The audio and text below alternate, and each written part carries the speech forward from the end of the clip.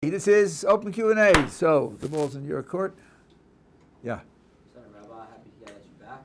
Thank you. Well, I've got a question on when Moshiach comes, maybe it's Hashem today. I got a question that would Hashem, I don't know if we're going to be told to take back land, so to say land that is ours, that is occupied at the moment, and if so, would Yeshiva Bocharim, so to say, be drafted to take back our land?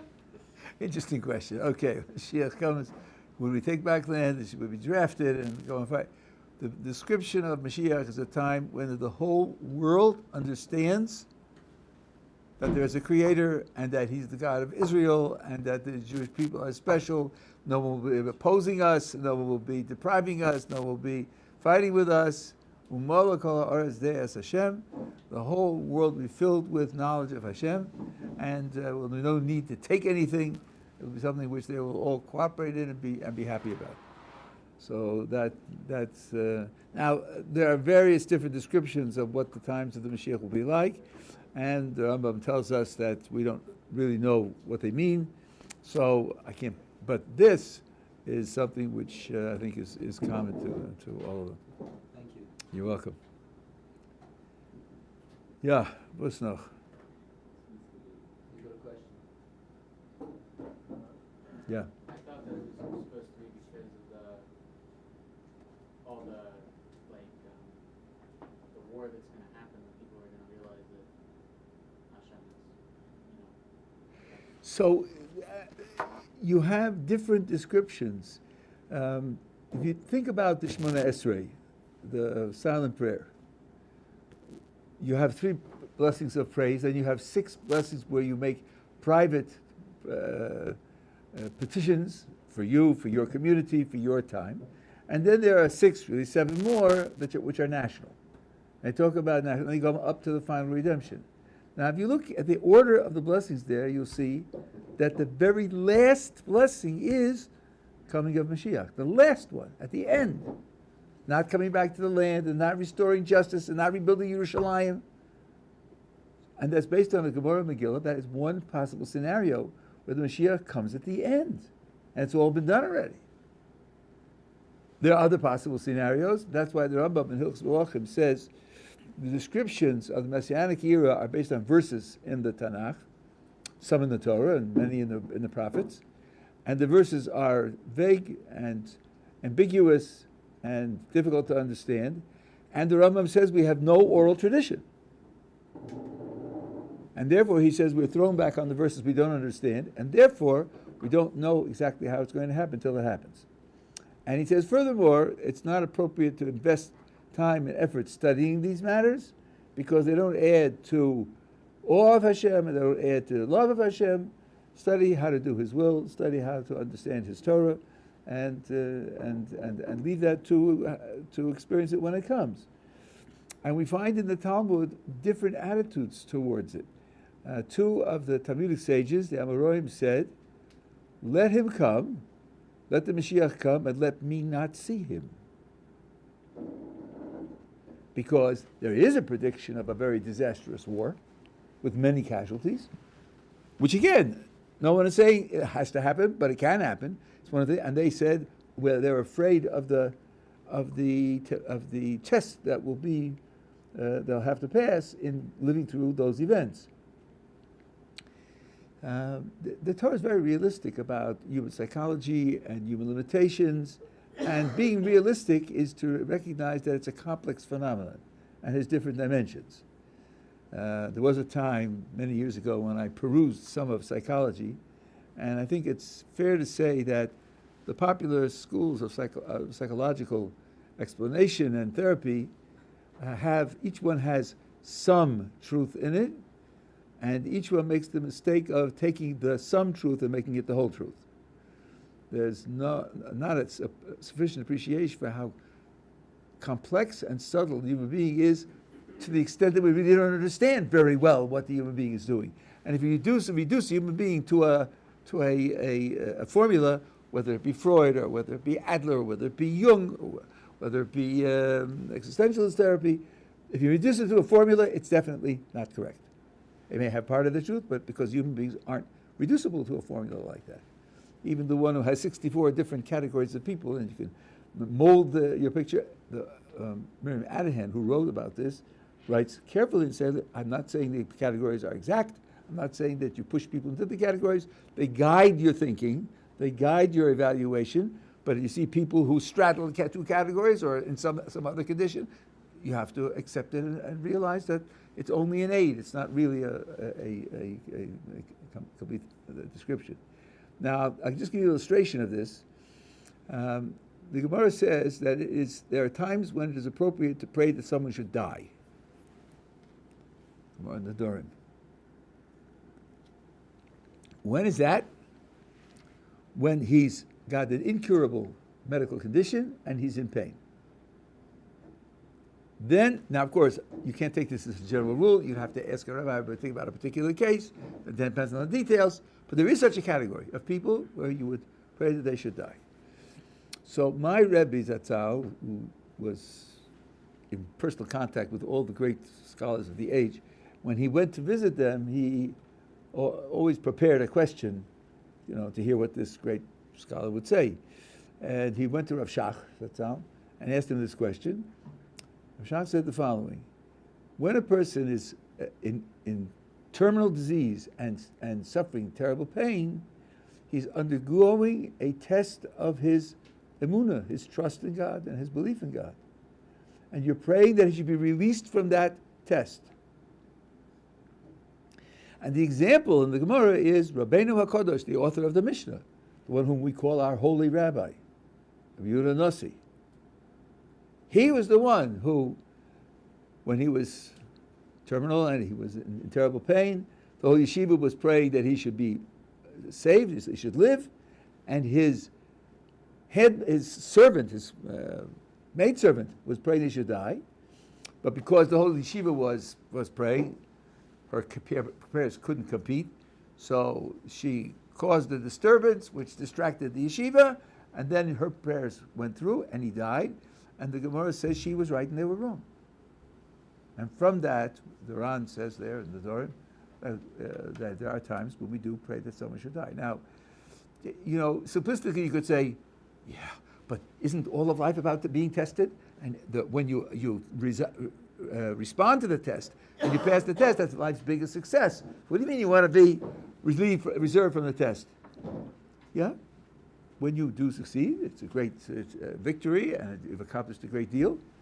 But also, there's a risk that it won't go well. And that risk has to be taken seriously. The Gemara has several cases where Tanoim were suffering, and another Tana came to visit who had some special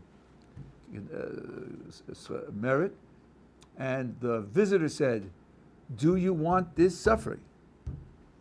And the patient said, I don't want the suffering and I don't want the reward. Lo heim v'lo schara. And then the visitor did something, prayed, and the suffering was relieved. So they themselves were realistic about what it means to stand in front of such a test. And we, every morning in the Holy Siddur, say, don't bring us into a test. So you ask, well, what do you say? You're going to give up your life? Give up free will? Give up?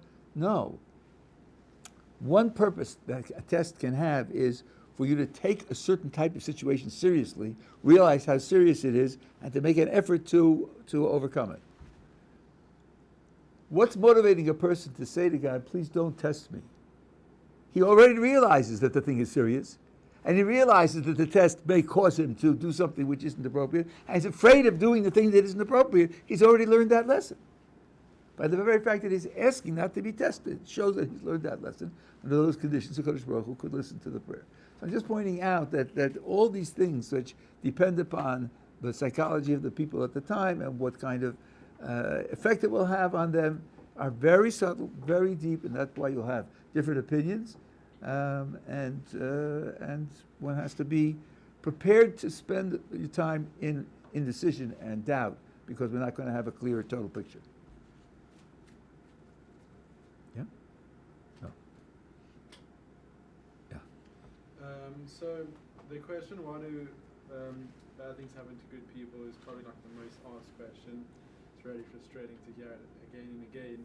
But I've never heard a good answer, and I was wondering what your take is on that. Okay, pardon me for being pugnacious at the beginning, but you have a question and you want a good answer. Let me give you a comparison. What is it that makes people sick?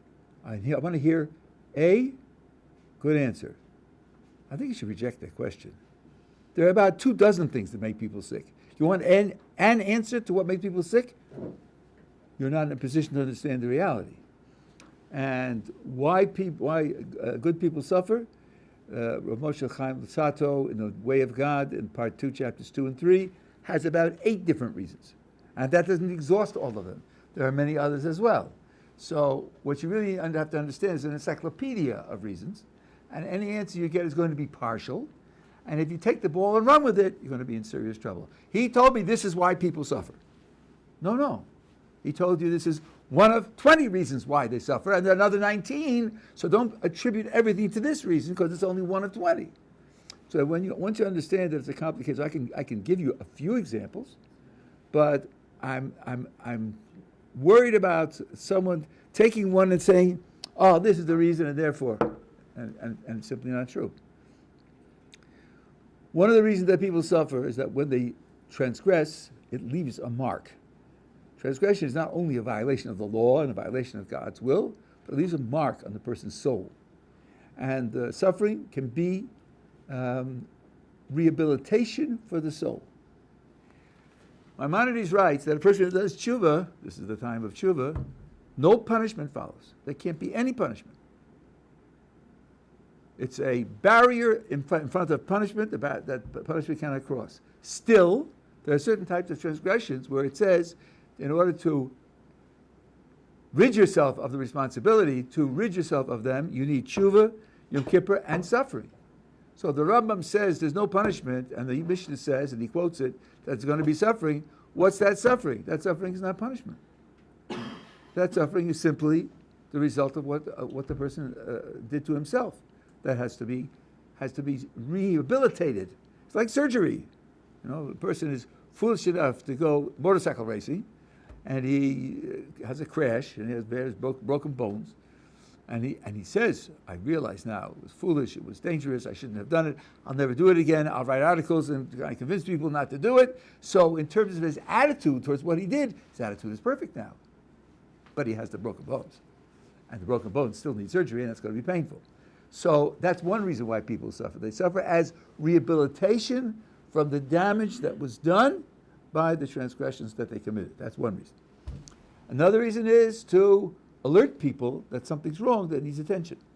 There are people who are floating through life. You ask them, how are things? Everything's fine. Well, that's because, you're asleep most of the time, because you're not looking carefully. Many years ago, I went to Cape Town, the first time, but many times I went. And I was told that in Cape Town in the summer, there's only one question: when to turn over.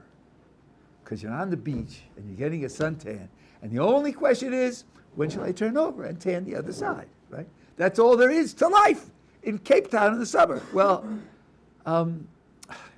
one hopes you grow to a little bit older, mature age where you realize there are lots of other things to do in life than get a tan on the beach.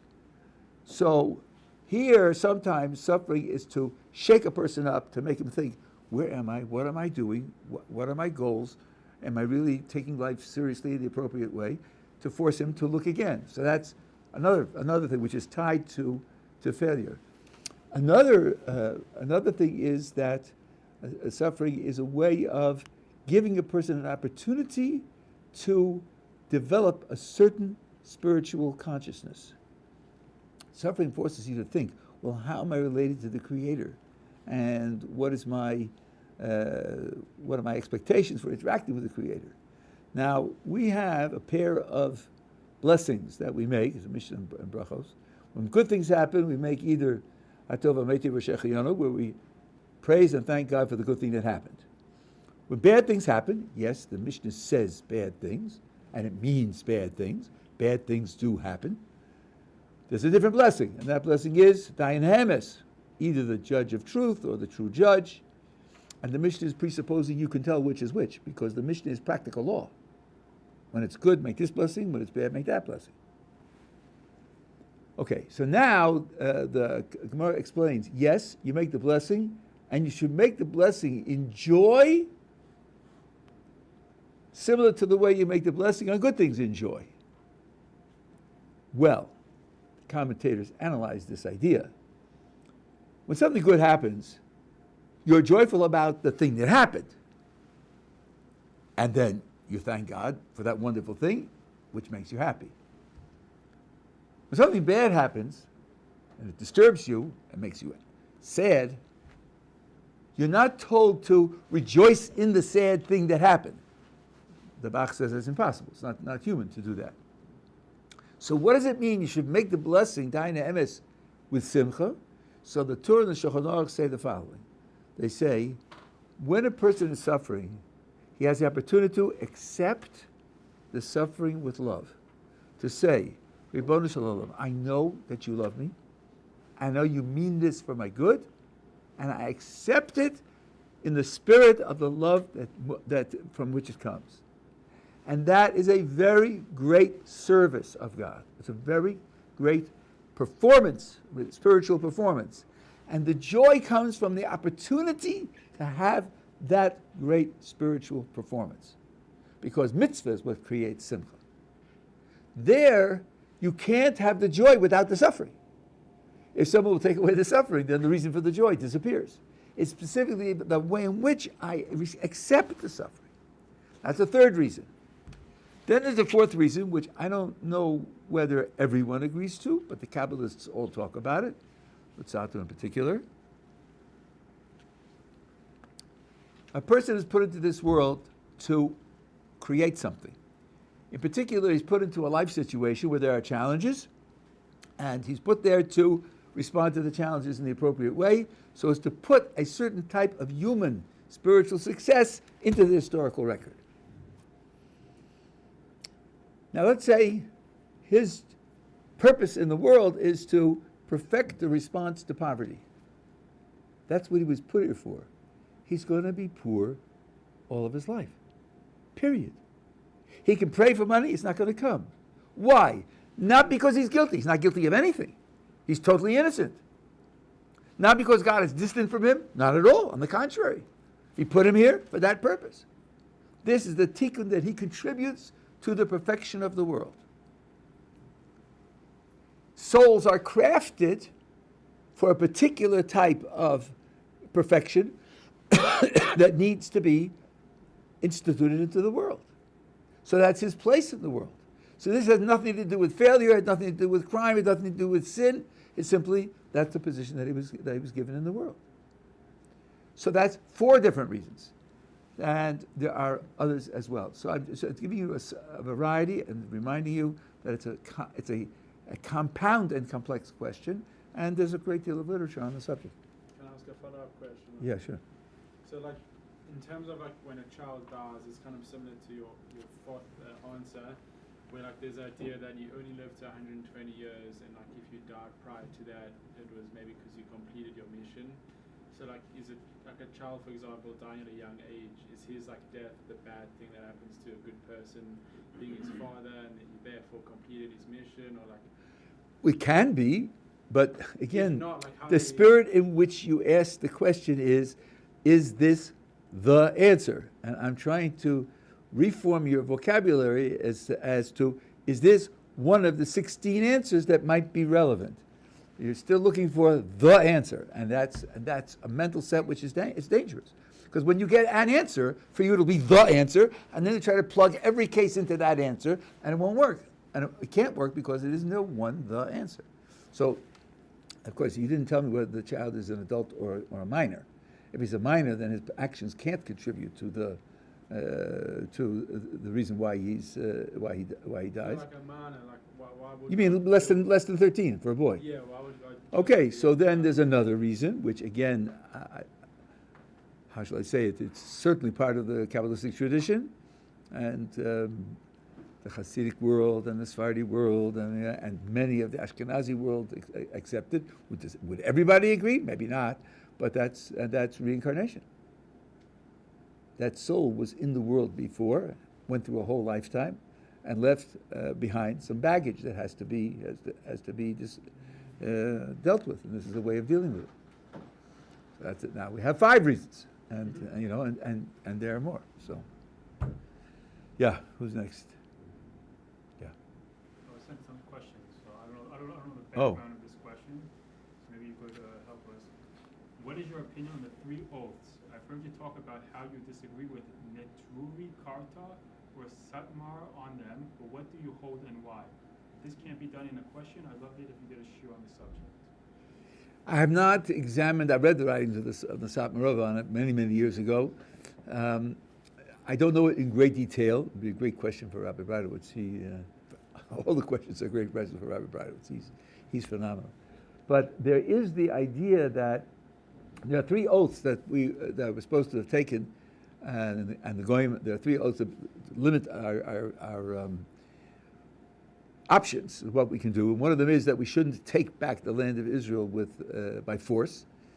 But one of the oaths is that the non-Jews should not put too much pressure on us. And now, since they clearly violated their oath, it could be that the oaths are a package deal. And since one is limiting them and one is limiting us, and they violated the one that was assigned to them, that may then mean that our oath is no longer limiting us either. Can Bob just explain what are the 3 oaths? I don't even know what is this about. Chazal say that HaKadosh Baruch Hu caused, I'm trying to remember what the 3rd one is, that Shalol Yalu B'chova, we're not supposed to take the land, and made us swear. Who did it? When was it done? Was it done in dreams? Was it done in the world? I don't know. But this is the bottom line. There was an oath that we shouldn't take the land by force. And they took an oath not to oppress us too much. Too much is vague. Yes, it is vague. Okay, but the Holocaust is clearly over the line. And the Chamoneki pogroms are clearly over the line. So there's no question that they violated it. And since one limits their added activities to us and the other limits our activities to them, there's an idea that there's a reciprocity between them, and if they violate their limitations to us, then our limitations vis-a-vis them no longer applies. And therefore we can take it by force. The other thing they say, if the United Nations approved it, so we didn't rebel against the nations of the world.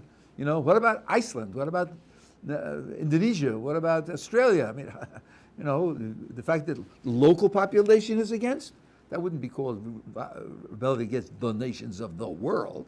And if we took it by force from them when the rest of the nations said okay, so then that wouldn't be a violation either. So there are historical subtleties and subtleties of how the oaths work that leave room for discussion. But this is very incomplete on my part because I've never studied it in great detail. Yeah.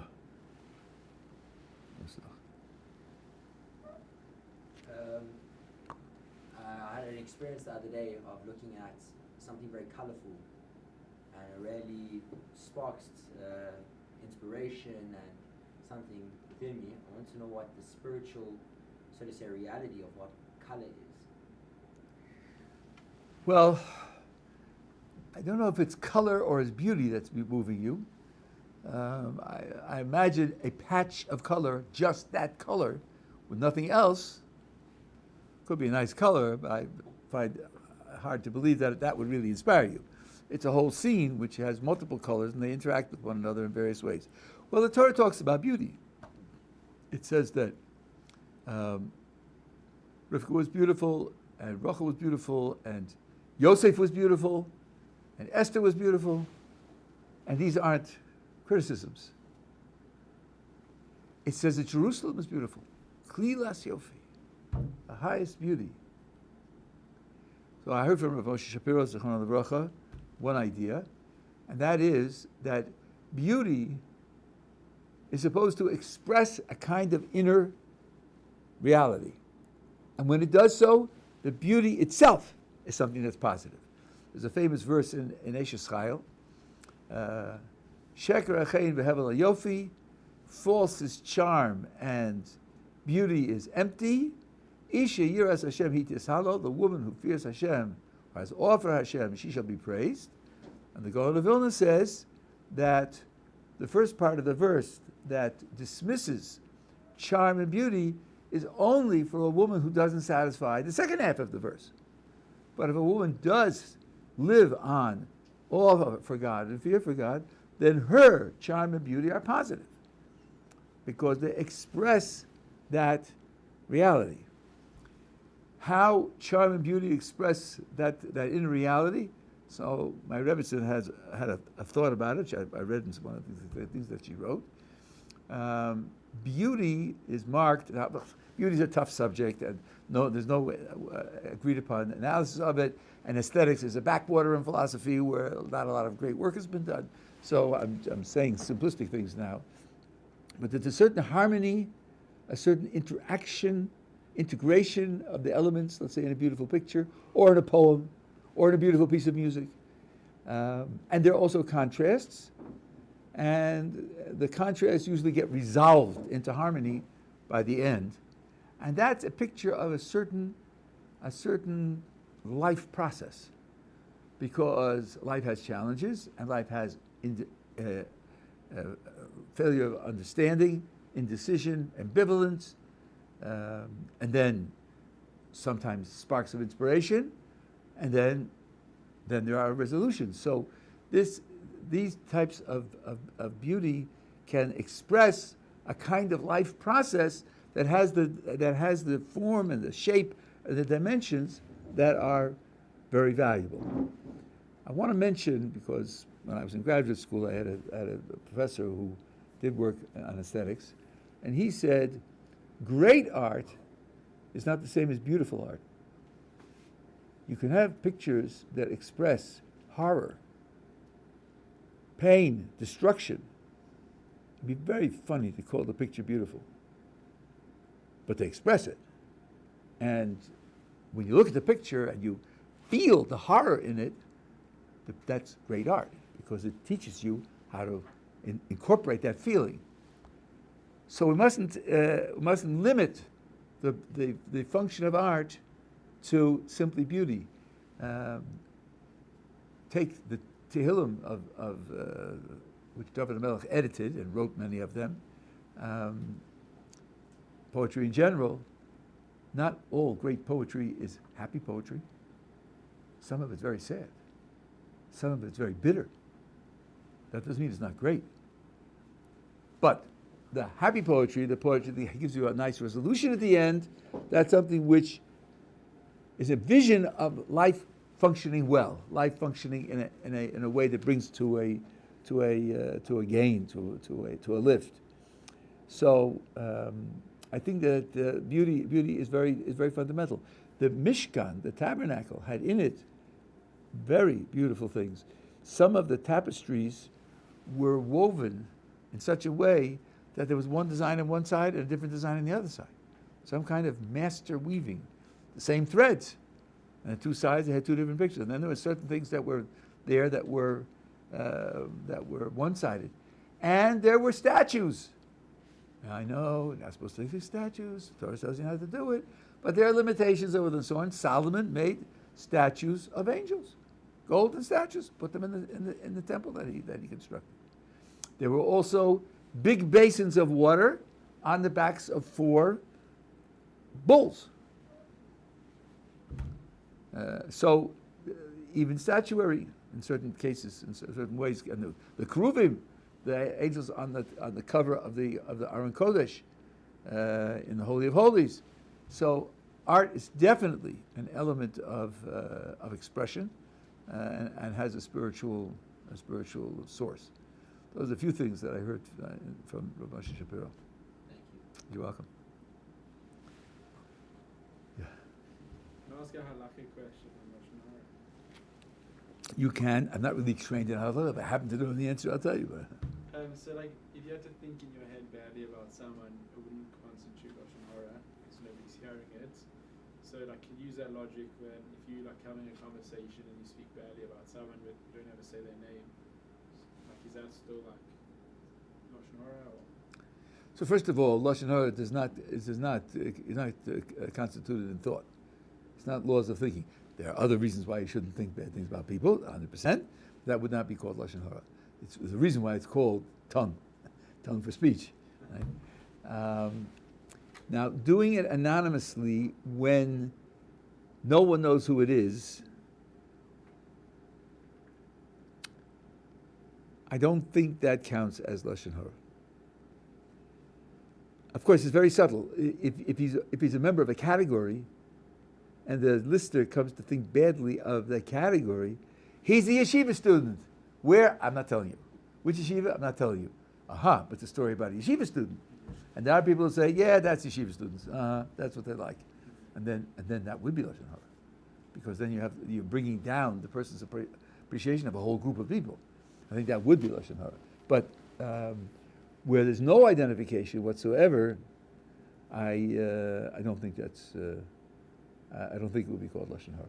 And like following along with the conversation, there's someone by name. But one second, but that doesn't mean it's okay to do, because there are other reasons why one shouldn't speak badly of other people, just not to be in the habit of speaking badly of other people. Yeah. Yeah. So if I'm listening in on a conversation where a person by name is spoken badly about, and I'm like following along with the conversation but not adding on, under Lashon HaRa specifically, does that constitute it? So there's a machlokes. Some say it's enough if you make sure that you don't believe it. Which, by the way, I try to be careful not to say things which will lead people astray. When I say don't believe it, I don't mean disbelieve it. Don't believe it means I don't accept it. I don't have to reject it either. So that's what he said. Who knows? Maybe it's true, maybe it's false. Because disbelieving it would be coming to a conclusion about the truth. And you're probably not in a position where that's reasonable to come to any conclusion at all. Just don't come to any conclusion. Some say that that's enough. And some say that even that's not enough. Even hearing it, you shouldn't hear it. I know there are two opinions. Who holds the opinions and which is the more dominant opinion, I don't know. But I do know there are two opinions about that. But there's another thing. If statements are made which are inappropriate to make, there's a problem with just sitting there. Just like seeing someone do something wrong. There's a problem with sitting there, because by sitting there and not speaking up, it's as if you don't see anything wrong with it. And there, often, there's a responsibility to say, excuse me, I don't think that's right. I don't think it's right to do that. So the person doesn't gain illicit support from the fact, well, he was there, he didn't say anything, which is the story of Kamsa Bar Kamsa, if you've heard of it. You know, it says the rabbis were there and they didn't complain, so then there's something rotten in the whole system. Here, we're not talking about rabbis, but still, if something happens which is inappropriate, let's say A insults somebody, B, you know, it would be appropriate to say, I don't think that was right to do. So that so it doesn't go past without some expression of the truth about what really should be done. Yeah. Sorry, going back to what he asked before. So your second answer was that another reason for the that bad things happen to good people was to alert somebody about the sin that they might be committing. How do they know which sin they're committing? Like, I mean, you go and look back, but I mean, come on, people are sinning so much. Like, I mean myself. That's a golden question. Saying, like, it's so hard. Like, that's a golden question. In fact, I have a book coming out of Yis Hashem in a couple of months, and I deal with that question in great detail. And I believe that you can't know. Typically, you can't know. And I have a lot of sources about it. And when the Gemara says like this, where it says, when a person sees that suffering is coming upon him, let him check his actions. If he checked his actions and didn't find, what didn't he find? He didn't find. Then he should attribute his suffering to a failure of study of Torah.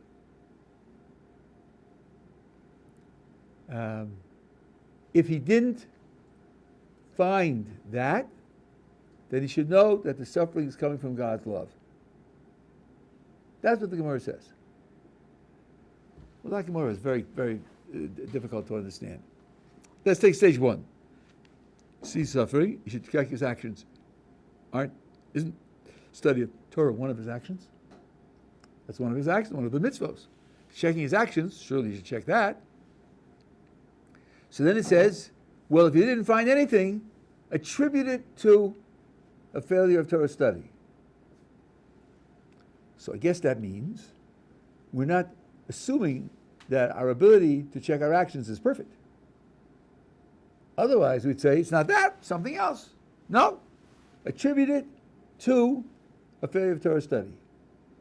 Then it says, if you attribute it to failure of Torah study and you don't find that it's true, then, wait a second, don't find that it's true.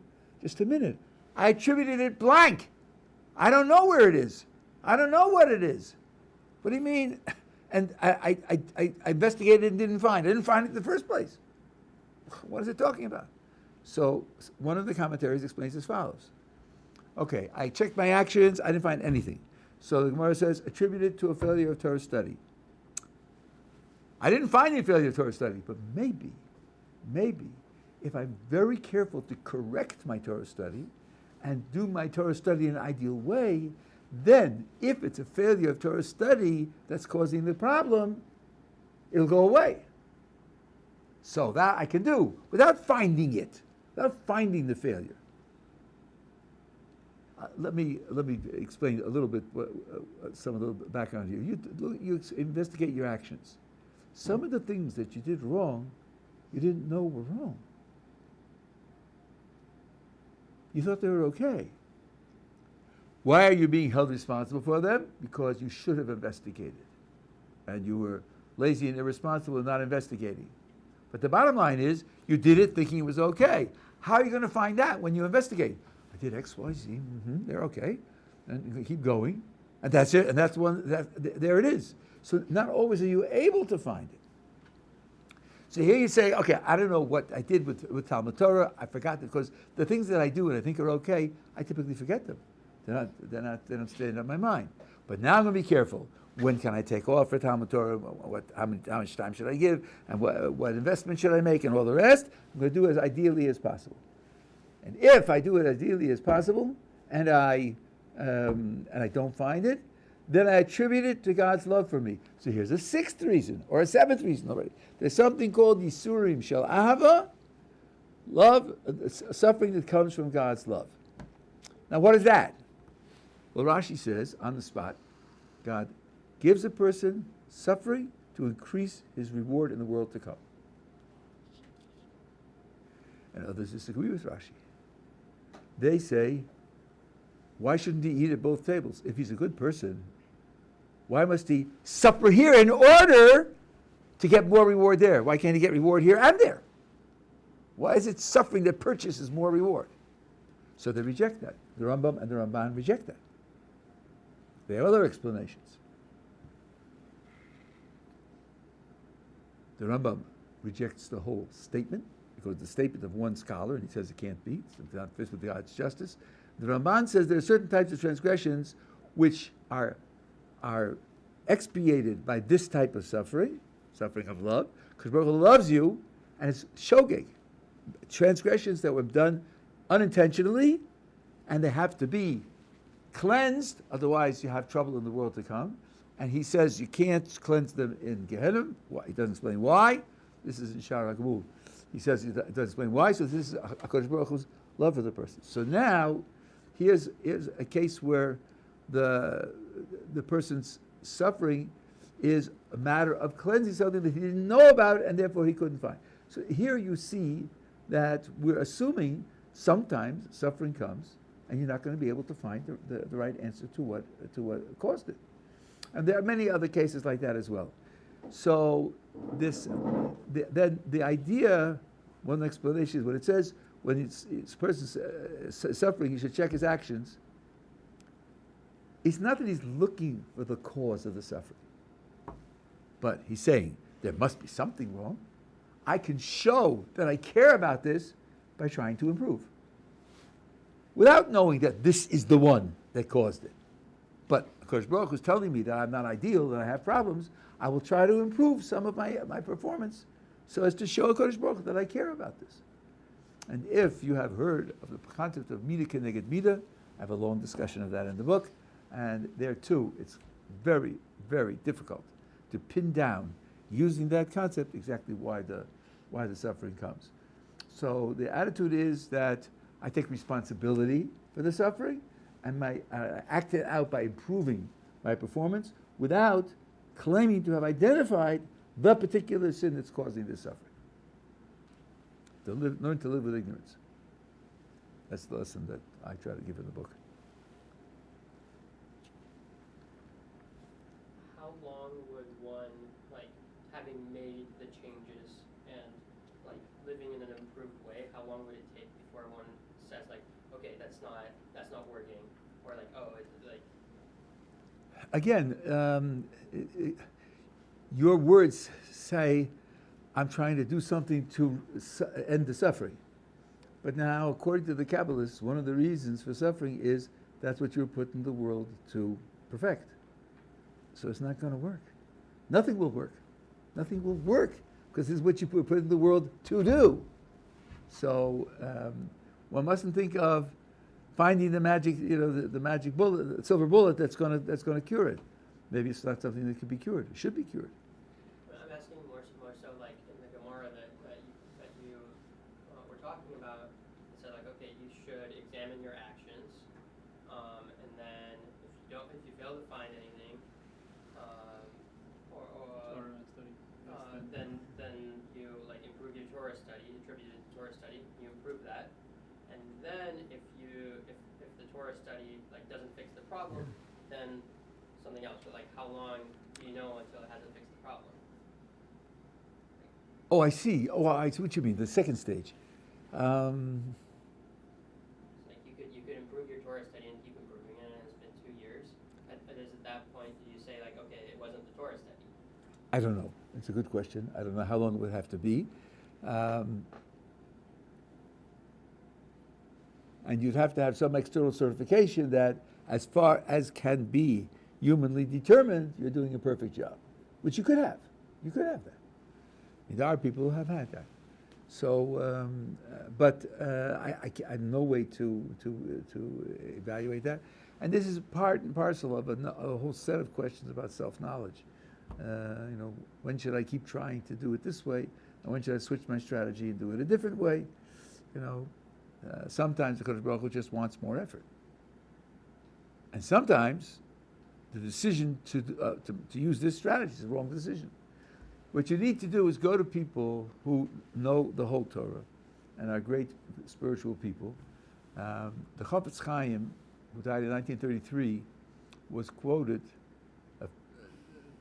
a number of times before he died that the First World War was child's play.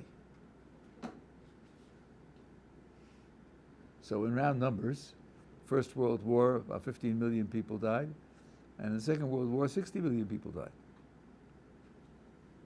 Did he know something? Probably he did. Probably he knew that something worse was coming.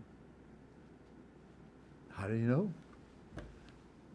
Either because he understood the Torah in that depth that he could draw it out of the Torah, or because so Hashem Lireyav, the Kodesh Baruch Hu shares things that otherwise can't be known with those who have this relationship with him. The Chafetz Chaim also said that Purim and Hanukkah teach us two lessons. Purim teaches us that if the non-Jewish oppressor wants to murder all of us because we're Jews, then the right response is tshuva. That's what turned it around at Purim. Tshuva. Hanukkah, the goal of the oppressor was to extinguish the Torah. Then we fought them. And we won. And that's what we should learn. And he said that in Russia, in the Russian Revolution, an installation of the communist regime, communist dictatorship, we missed the boat. We should have gone to the forests and fought them, because they were trying to stamp out Yiddishkeit. They didn't want to just kill Jews. They didn't kill Jews. They used Jews in their Yevsektia. So these are things which great people can see, and because they are masters of the whole of the Torah, they can reveal them to us. And one can go to such people and say, look, here I am, here's what I've done, here's what I've done to try to improve. Shall I? And of course, what will be the what we call the nafkamina? Say, yeah, you've done enough time, it wasn't that, so now I can go back to doing the study of Torah haphazardly. Oh, I don't have to be so strict anymore because it's not working anyway. Now, working. That you have to say, I'm doing this much better. That's a profit that I've had out of this. And okay, so then even though that Gemara says it's A, B, or C, I guess what you have to do is expand the category of Yisurim Shel Ahava. For example, here's another type of suffering. When the Kadosh Baruch Hu puts someone through a test. Tests are very difficult. Tension, worry, that's suffering. So maybe you heard about Abraham's sacrifice of Isaac, where he was told to sacrifice Isaac, and he was prepared to go through with it, and at the last minute, Kadosh Baruch Hu told him not to do it. His being willing to do it was enough to show that he appreciated it, and he was willing to follow God's command, and it didn't need to happen in action. And then the Torah says, the angel says to him, God swears that because you did this thing, you'll have various benefits. So the Midrash asks, God swears? Why is God swearing? Was it enough just to tell him that it's going to happen? And the Midrash says something very, very bitter. Kadosh Baruch Hu is giving Abraham a blessing. Abraham says to God, promise to me, swear to me, that you won't test me again. Avram said that to HaKadosh Baruch Hu. Swear to me you won't test me again. Not only me, but don't test Isaac either. This is after the test was finished. After it was finished and he succeeded, but don't test me again. That's nishbati. I swore. Which means Abraham didn't sail through it. He didn't sail through it. It was very difficult. It was the 10th test. The Chazal say, God said to Abraham, stand for me in this test so that the critics will not say that the first 9 tests were trivial. That's a long, deep story. Why would they have said they were trivial? Why would the 10th test have rehabilitated the first 9? Not just being more difficult and showing you have greater strength, but rehabilitated the first 9. Okay, I've spoken about that. You can find it on my tapes. But it was very difficult. Kovesh es Rachmav is the way it's described. He conquered his mercy. And mercy is a moral quality, not just like a bleeding heart liberal. It's not just feeling bad. It's a conceptual thing. At any rate, that's another type of suffering, and it has to be taken into account. I have that in my book also, where talking in great detail what that status of the suffering of tests, which is now number 8. Right, we've had 8 out of 20. And some people, one of my chavrusas, wants to explain Rashi that way. When Rashi says that you suffer here to have a greater reward there, it could be, like I said in the name of the Torah, the Shulchan Aruch, he's given suffering as an opportunity to receive them with love, which is then a great test, and it's passing the test that gets him the extra reward in the world to come. Not just the bare suffering. So that would respond to the critique that some have of Rashi's position. But because of the continued discussion, you're beginning to see there's a tremendous variety, and they don't all fit in one category. And they're certainly not all a matter of guilt. Certainly not all a matter of guilt.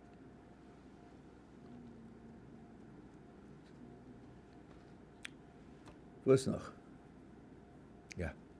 Another question was saying, is nature lacking in any way, or is it perfect like Hashem? Okay, here's a very interesting question. Is nature lacking in any way, or is it perfect what? Like Hashem. Perfect as Hashem? Like Hashem. like Hashem. Imagine the following experience. I get a package in the mail as a box. And on the box is a beautiful picture. I think, wow, somebody sent me a picture. That's very nice. I could frame it and put it up over there. I open up the box, and it's full of irregularly shaped pieces of cardboard. Wow, somebody destroyed the picture. Some kid got to the picture with his scissors, and he ruined my picture. I want my money back. No, it's a gift. Okay, I'll tell him. No, it's a picture puzzle. It's a picture puzzle. Is it a perfect picture? Well, it's a perfect picture puzzle. It is a picture puzzle. It's perfect, right? It's not supposed to be a picture. It's supposed to be a picture puzzle. So when we talk about something being perfect, a lot of it is it perfectly suited for its purpose? Not is it perfect in some abstract way. Now, someone could say, sickness? This world is not perfect. If it were perfect, there wouldn't be any sickness. Well, that's in ignorance of what the purpose of the world is supposed to be. But maybe a world with sickness in it is perfect for the purpose the world is supposed to fulfill. Namely, knowing there's danger and using your intelligence to figure out strategies to avoid the danger, and using your will to control your behavior so that you don't suffer from the danger. And that's part of the purpose the world is supposed to serve. We have two basic aspects of our motivation, the good inclination and the evil inclination. And it's evil. And God made it. And yes, it is evil. The Gemara says, I feel Yotzer Kol Ra, because it's called Yetzer Hara in the Yetzer Adam Ra Minu Urav, says in the verse, and it says even his creator called it evil. Of course, it's evil for the sake of good. So you say, how could this world be perfect if it has evil in it? It could, because the existence of evil in the world is perfect for the goal the world is supposed to fulfill. So in that sense, nature is certainly perfect. It says, Hashem saw all that he had made at the end of the sixth day, and behold, it was very good. Doesn't mean 80% good, and the other 20%, he made mistakes and it's a failure. That's not our God. Maybe that belongs to us, some other religious tradition, but not us. No, it's perfect as an instrument for the goal for which he created it.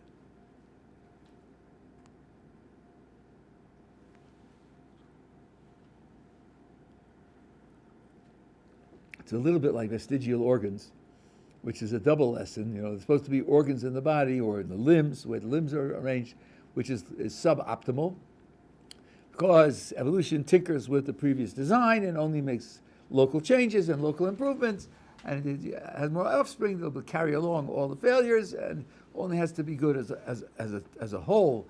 And if it had failures in it, if there's the good outweighs the failures, it's going to be an evolutionary success, so on and so on. And they take the existence of vestigial organs, which don't function perfectly according to them, as part of the evidence that evolution is correct. Well, first of all, their blindness, simplicity, childishness in analyzing what the organs do caused them to make many, many mistakes. The eye is optimally designed, with the optic nerve going down through the middle of the retina. It's optimally designed. You can read about it. And the other elements in the body. The appendix does store bacteria, and studies have been done that people without an appendix recover less well from certain types of surgery, just that in an evolutionary atmosphere, no one will pay you to do the study because they don't want to find out that maybe it has a use. But it does have a use. So that's one thing. The science was done very poorly and in a prejudiced way. But if you ask what HaKadosh Baruch Hu wants out of the human body, then what you think of as a perfect human body may not be relevant. One very great contemporary philosopher, Peter van Inwagen, points out, if you want to use science to attack religion, you're always going to have some religious premise in your scientific argument, otherwise it won't be relevant. God can't be running the universe because of this. What? The elbow is a poor joint for lifting weights. Because the elbow is a poor joint, therefore God can't be running the world? How do you make the connection? Well, if God were doing it, he'd make the body perfect. Oh, really? Well, let me ask you, where did you get that from? You're talking about God now. You didn't learn that in a laboratory. You didn't learn that from observing nature. You must be taking it from some religious tradition. Show me the source. What religion says that? You always need a religious commitment against which to play the scientific finding in order to draw a conclusion that God can't be the one that's doing it. And those religious commitments, the people who do it, like Dawkins and what's the psychologist's name, was all the rage nowadays. Forget his name. These people don't take responsibility for the hidden religious premise. So their arguments typically they're just not addressing the right subject. Anyway, so that's what has to be done when you talk about perfection of nature or anything else. Yeah, you have a last question there? Then I'm going to quit. The idea of having multiple wives go against the idea that man and woman are two halves of the soul, that we can have to become whole. How do we explain the other with having multiple wives? Multiple wives. Well, there are a few things to say here. First of all, if you read the words, I know that's a radical suggestion today, but you might try it. All of the multiple wives that they had only because others wanted them to do it. Sarah asked Abraham to take her handmaid to wife. And Rachel was substituted by Leah, and to marry her at all, she would be the second wife. Leah didn't ask for it, but Rachel shouldn't be lost. And then the handmaids, each of his wives told him, please take the handmaid. So they didn't opt for it, they didn't do it. It was pushed on them, number one. Number two, the commitment to monogamy, to me, is a little odd. There are always more women than men. Because men kill themselves in stupidities like war and motorcycle and bungee jumping and drugs and so forth and so on. So to enforce monogamy means some women can't be married. Really? Well, now suppose you have two women who say, we both want to marry this man, and we're both doing it of our own free will, and it's better than not being married, and we're making the best choice for our lives. Who are you, as a liberal, to tell them, you mustn't do that because I say you can't do it? Why can't they do it? Polygamy allows for women who want to be married to marry. Well, in our tradition, you can't marry a woman against her will, so she's got to opt for it. So, now, the idea of two halves of one, the question is whether one person can't play that role too many. And there are sources which talk in Kabbalistic terms that a man can play that role for many women, and a woman can't play that role for many men. I can't. I'm just reporting to you. I can't explain it. I don't know well enough to. But that, of course, you're right. That's the bottom line. Bottom line is what's the spiritual reality, and that a man can present himself wholly to many women. And if that's questionable in your mind, if that's odd in your mind, well, let's think. Suppose you have 4 children. Does each child only get 1/4 of your love? I don't think so. And suppose you're married and you have 4 children. So now it's divided by 5 because some of your love goes to your wife? No. You can wholly love your wife and you can wholly love each child, can't you? So it is possible for one person to wholly love a number of other people. That's not an impossibility. Now the question is whether it's just divided by sex. And that's what the Torah is teaching us ultimately, that a man can wholly love more than one woman, and a woman can't do that for a man. If that bothers your sensibilities and it bothers your feminine commitments, okay, so then it's something that you'll have to struggle with. But that's the ultimate explanation. It's got to be in spiritual terms. That's quite correct. Okay, very good.